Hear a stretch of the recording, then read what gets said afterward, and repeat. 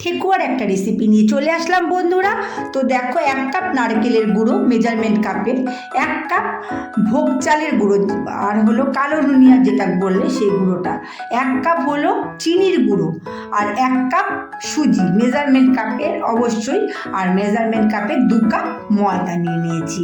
নিয়ে নেব মেজারমেন্ট কাপে 1/2 কাপ ঘি বাটার বা সাদা তেল, আর সামান্য একটু লবণ, আর 1/2 কাপের মতন দুধ নিব। দুধটা আমি দিয়ে মেশাতে থাকবো, যদি সবটা দুধ প্রয়োজন না হয় দেবো না, আর যদি বেশি হয় তো আর একটু দেবো।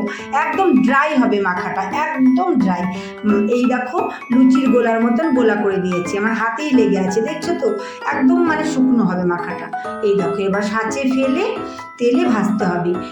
তো তেলের মধ্যে আমি 1 কাপ ঘি দিয়ে দিয়েছি। তোমরা ইচ্ছা করলে সম্পূর্ণটাই সাদা তেলে ভাজতে পারো, বা ডালডায়ও অনেকে ভাজে। তো এই দেখো, আমি বেশি করে একসাথে ভাজবো না, 5টা 6টা করে ভাজছি। এক ব্যাচ ভেজে তুললাম একদম মিডিয়াম ফ্লেমে, কারণ বেশি আজে ভাজলে পরে কি হবে, ভিতর থেকে কাঁচা থাকে, ওপর থেকে পুড়ে যাবে, এটা তোমরা সবাই জানো। তো দেখো, এভাবে ভাজছি।